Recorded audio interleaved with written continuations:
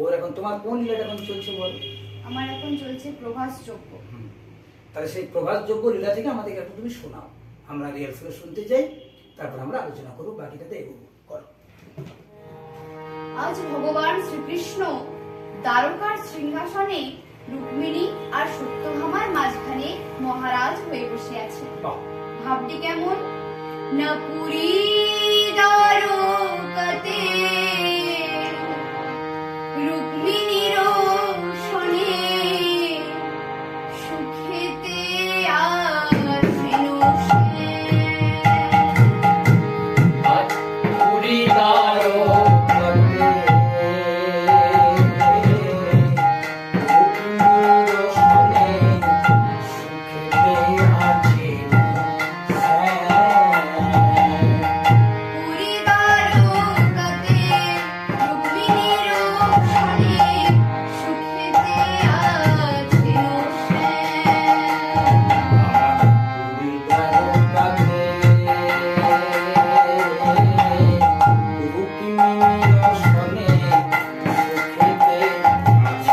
সে। মাধুরী জুড়ে ঐশ্বর্য নিয়ে মাধুরী জুড়ে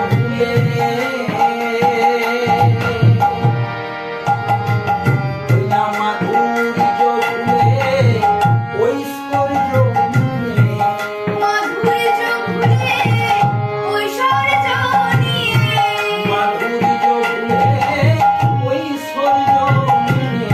সুখেতে আছেন সে। সুখেতে আছেন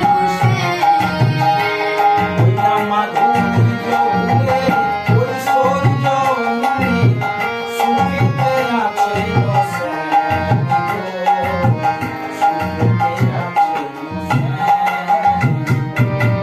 দ্বারকায় কৃষ্ণ রাজা হয়েছে। দ্বারকায় কৃষ্ণ রাজা হয়েছে, দ্বারকায় কৃষ্ণ রাজা হয়েছে। দ্বারকায় কৃষ্ণ রাজা হয়েছে। দ্বারকায় কৃষ্ণ রাজা হয়েছে। বৃন্দাবনকে ভুলে গেছে। দ্বারকায় কৃষ্ণ রাজা হয়েছে। বৃন্দাবনকে ভুলে গেছে। দ্বারকায় কৃষ্ণ রাজা হয়েছে। আর এদিকে নারদমুনি মনে মনে ভাবছেন অনেকদিন বৃন্দাবন যাওয়া হয়নি, বাহ, একবার বৃন্দাবন থেকে ঘুরে আসি। কারণ শাস্ত্রে আছে বাবা, পবিত্র মনে শুদ্ধ ভক্তিতে একবার যদি বৃন্দাবন ভ্রমণ করা হয় তাহলে কোটি যজ্ঞের ফল লাভ করা যায়। আর তাছাড়া এখন বৃন্দাবনে কৃষ্ণও নেই। কৃষ্ণবিহীন বৃন্দাবনের অবস্থাটা কেমন, বৃন্দাবনের ব্রজমায়েরা ব্রজবাবারা কেমন আছে তা একবার দর্শন করে আসি। তাই নারদমুনি কি করলেন? নাবিনা যন্ত্রটিকে নিয়ে আর বৃন্দাবনে উপনীত হয়েছেন। আর বৃন্দাবনে উপনীত হয়ে দেখছেন রাধারানীর সকরুণ দশা। তাই পদকর্তা বলেছেন, পরাণু মধুর লাগে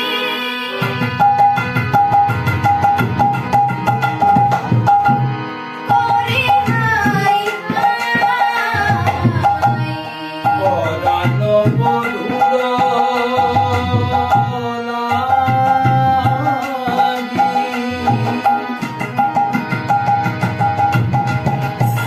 রাধে পদে হায়